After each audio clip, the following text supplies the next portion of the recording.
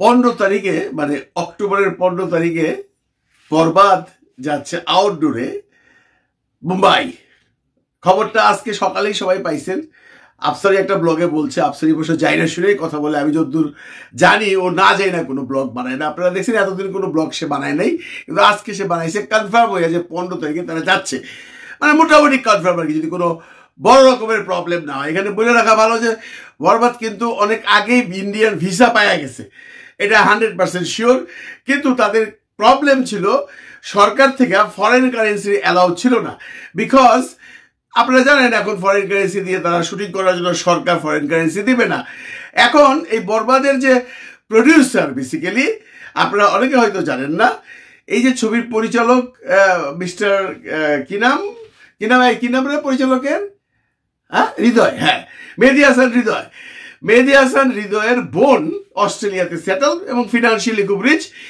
এখন টাকা পয়সা সব অস্ট্রেলিয়ার থেকে ডলার হিসাবে ইন্ডিয়াতে ইনভেস্টমেন্ট হবে, এতে করে বাংলাদেশ সরকারের কোনো আপত্তি নাই। কিন্তু বাংলাদেশ সরকারের আপত্তিটা তখনই হয় যখন বাংলাদেশ ব্যাংক থেকে ডলার বিদেশে নিয়ে যেতে হয়। এটা অন্য সাবজেক্ট।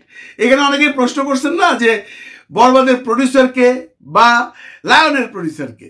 বরবাদের প্রডিউসারের কথা বললাম, হৃদয়ের বোন প্রডিউসার, মেইন ফাইন্যান্সার উনি, ফাইন্যান্সিয়ালি অনেক রিচ মহিলা উনি। ওনার ইচ্ছা হয়েছে বা ওনার সব হয়েছে উনি এই ছবিটা বানাচ্ছেন। এখন তাহলে এইটার প্রডিউসারকে, এই যে আমাদের লায়নের যেটা রায়হান রাফি সাহেব বানাচ্ছে, এইটার প্রডিউসার বন্ধুরা অনেক অনেক অনেক ভিতরের গল্প, আর একটু কনফার্ম হইলে আপনাদেরকে জানাবো। শুধু এইটাই মাথায় রাখেন, এই লায়নে যারা ফাইন্যান্স করতেছে এরা সব সাকিবের শত্রু।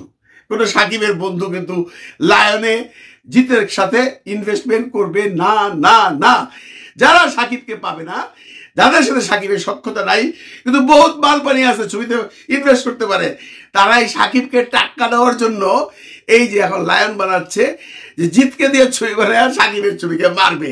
মানে মোট কথা হলো সাকিবের যারা শত্রু ইন্ডাস্ট্রিতে আছে, রিচ পার্টি, এরাই হলো সাকিবের মেইন শত্রু। কারা, নামগুলো বলে দেবো, খোঁজখবর নিচ্ছি। মোটামুটি আমরা জানি কিন্তু কনফার্ম না কারা এই ছবির পিছনে আছে। আপনারা একটা জিনিস মার্ক করে দেখেন, রায়হান রাফি কিন্তু ছবির ফাইন্যান্সারকে কোথাও বলে নাই, অথচ যদি আপনি পেছনের দিকে তাকান, সেটা সুরঙ্গ হোক অথবা তুফান হোক, ফলাও করে বলছে আমাদের ছবির পার্টনার হলো চরকি, SBF, আলফা, লাভ লাভ লাভ। এইবার কিন্তু বলতেছে না ফাইন্যান্সারকে, কারণ ফাইন্যান্সাররা চাচ্ছে না সামনে আসতে, তারা পেছন থেকে রাফিকে দিচ্ছে। তবু আশা করি হোক ছবিটা, যেন ফাইন্যান্সার আবার পালায় না যায়। তো বরবাদে ফাইন্যান্সারকে বললাম, আর এই তুফানের তুফান না, খালি তুফানের নাম আসে না ভাই, শাকিব খানের ছবি তো বুঝে বুঝে খালি তুফান আসে। লায়নের ফাইন্যান্সারকে এটাও বললাম। টাইটেলে দেখছেন, লায়ন যখন পানিতে ভাসছে, বরবাদ তখন মুম্বাইয়ে হাসছে। কারণ আপনি মার্ক করে দেখেন, বরবাদ যাচ্ছে মুম্বাইয়ে শুটিং করতে। মুম্বাইয়ে কিন্তু বাংলাদেশের ছবি শুটিং হয় নাই। এর আগে যে দরদ সেটা হয়েছে বেনারসে, এবং তুফান সেটা হয়েছে কলকাতায়। মুম্বাইয়ে কোনো ছবির শুটিং হয় নাই। একবার ভাইবা দেখেন শাকিব খান মুম্বাইয়ের যে কোনো একটা বড় স্টুডিওতে কাজ করতেছে, পাশের ফ্লোরেই শাহরুখ খান শুটিং করতেছে, বা অক্ষয় কুমার করতেছে, বা অজয় দেবগান করতেছে, বা সালমান জি করতেছে, বা আমির খান করতেছে। ন্যাচারালি যখন শুনবে যে পাশের ফ্লোরে বাংলাদেশ থেকে একটা পার্টি আসছে, তারা শুটিং করতেছে, ওদের আগ্রহ হবে।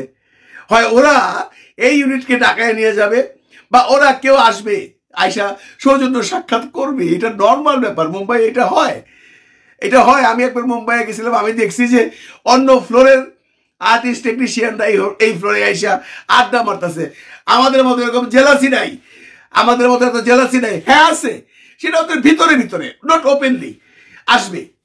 তো রায়হান রাফি যখন সাগরে ভাসতেছে, মানে অন্যভাবে নিয়েন না, সাগরে ভাসতেছে, মানে আমি বলতে চাইতেছি রায়হান রাফির এই লায়ন ছবিটা তো 60-70% সাগরে হবে।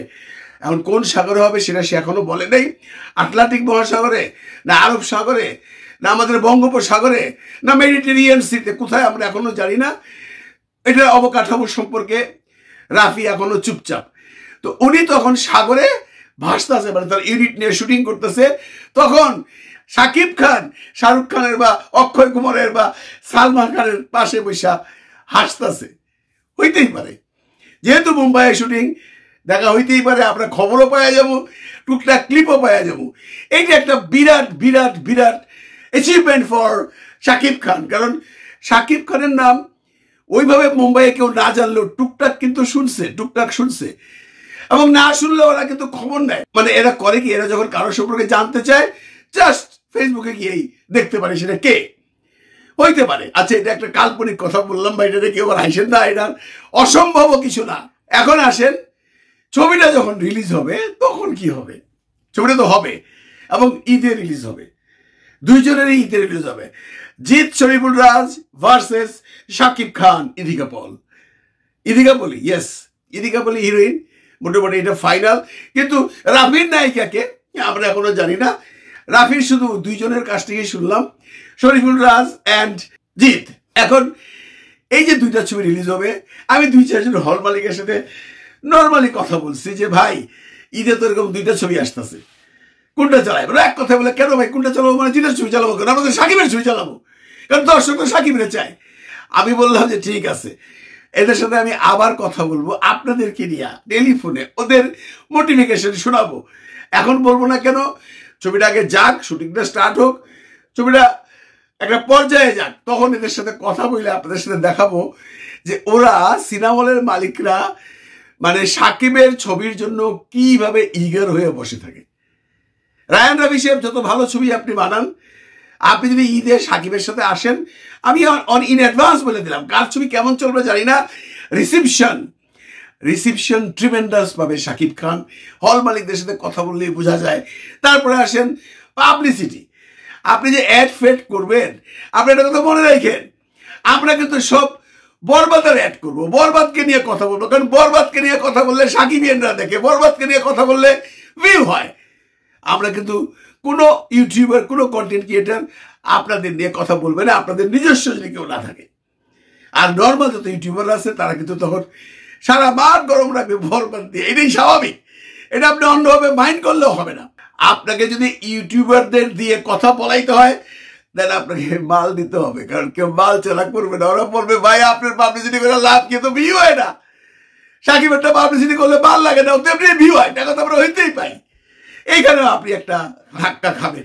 আপনি একটা জিনিস এখনই মার্ক করে দেখেন, বরবাদের যে কোনো একটা কন্টেন্ট যখন তৈরি হয়, ইদানিং কালে আপনার কন্টেন্ট তৈরি হচ্ছে লায়ন লিয়া, কাইন্ডলি যাইয়া দেখবেন নিচে যাইয়া কত % লোক কমেন্ট করে।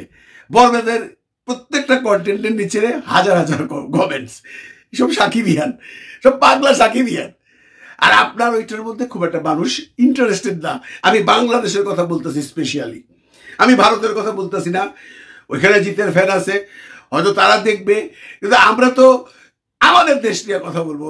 ভারতে যেমনটি আপনার তুফান ভালো জানে, আমরা কোনো কেয়ার করি নাই, কারণ ভারতে ভালো নাই যেতে পারে। তো বরবাদ বাংলাদেশে তো কোনো অবস্থাতেই খারাপ যাবে না। সাকিবের যারা ফ্যান আছে, এবং সাকিবের কিন্তু আপনারা দিয়েই বলি, আপনার ছবি তুফান থেকেই আরো অনেক নতুন নতুন ফ্যান সৃষ্টি হয়েছে। আপার ক্লাস ড্রয়িং রুমের পিপল, যারা সাকিব সবসময় চাইতো, অনেক ড্রয়িং রুমের পিপল সাকিবের ফ্যান হয়ে গেছে আফটার তুফান, আফটার রাজকুমার, আফটার প্রিয়তমা। বেসিক্যালি প্রিয়তমার থেকেই শুরু হয়েছে, তুফানে যে এটা ঠেকছে।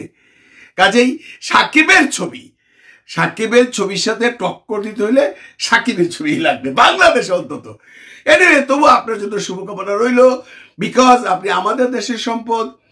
আপনি অন্য একটা পার্টির ছবি করছেন, কোন পার্টির ছবি করছেন আমরা জানি, পাবলিকলি পরে বলবো। আপনি যদিও বলেন নাই, করেন ভাই, আমাদের কোনো দুঃখ নাই। আপনি পরিচালক, আপনি পেইড ডিরেক্টর, যে টাকা দিবে তার ছবি করবেন।